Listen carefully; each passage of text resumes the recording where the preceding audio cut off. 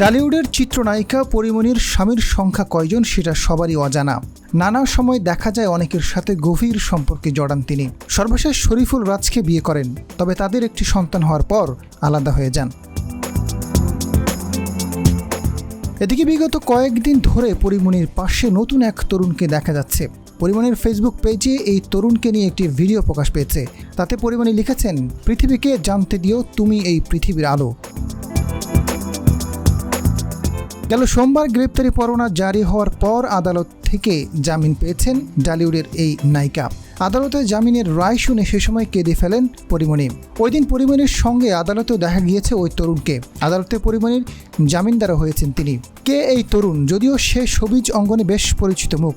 পরির জামিনদার হওয়ায় তরুণকে নিয়ে শুরু হয়েছে চর্চা। গেল 13 জানুয়ারি পরিমণির ফেসবুক পেজে আরও একটি ভিডিও প্রকাশ পেয়েছে ওই তরুণের। একই দিন আরও একটি ভিডিও পরিমণির ফেসবুক পেজে প্রকাশ পায়।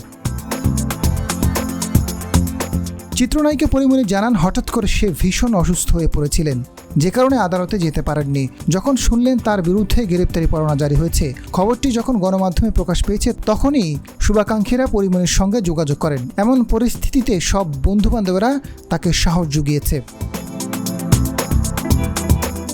এদিকে ওই তরুণ প্রসঙ্গে গণমাধ্যমের সাথে কথা বলেন পরিমণি। তিনি জানান, সে তার সহকর্মী। সোমবার আদালতে শুনানির সময় সে ছিল। জামিন পাওয়ার পর আইনজীবীর পাশাপাশি স্থানীয় একজন জামিনদারের প্রয়োজন হয়। সে তখন জামিননামায় স্বাক্ষর করে। জানা গেছে পরিমণির জামিনদার সেই তরুণ সঙ্গীত শিল্পী শেখ সাদী খান। এরই মধ্যে তার বেশ কয়েকটি জনপ্রিয় গান রয়েছে। ইউটিউবে এসব গানের ভিউ কোটি পার হয়েছে। এই অঙ্গনে অনেকদিন ধরে কাজ করার কারণে পরির সঙ্গে বেশ আগে থেকেই পরিচয় ছিল তার। তখন থেকে পেশাগত বিষয় নিয়ে পরির সঙ্গে নিয়মিত কথাবার্তা হয়। এদিকে পরিমণির জামিনদার হওয়ার বিষয়ে সংবাদ মাধ্যমের সাথে কথা বলেন শেখ সাদী। তিনি জানান, পরি তার সহকর্মী। তার গ্রেপ্তারি পরোয়ানা জারির খবর শুনে বেশ দুশ্চিন্তায় পড়েন। তখন পরির সঙ্গে কথা হয়। তাকে জানিয়েছিলেন পরি আদালতে আত্মসমর্পণ করবেন।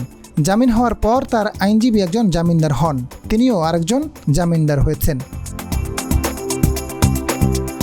পরির আইনজীবী নীলাঞ্জনা রিফাত সুরভি শেখ সাদী সম্পর্কে তিনি জানান, আদালতে জামিনের আদেশের পর পরিমণি জামিননামা লেখা হয়। তিনি জামিনদার হয়েছিলেন, আরেকজন জামিনদার হয়েছেন শেখ সাদী। জামিননামাটি আদালতে জমা দেওয়া হয়েছে। Azad Faruk, GTV news.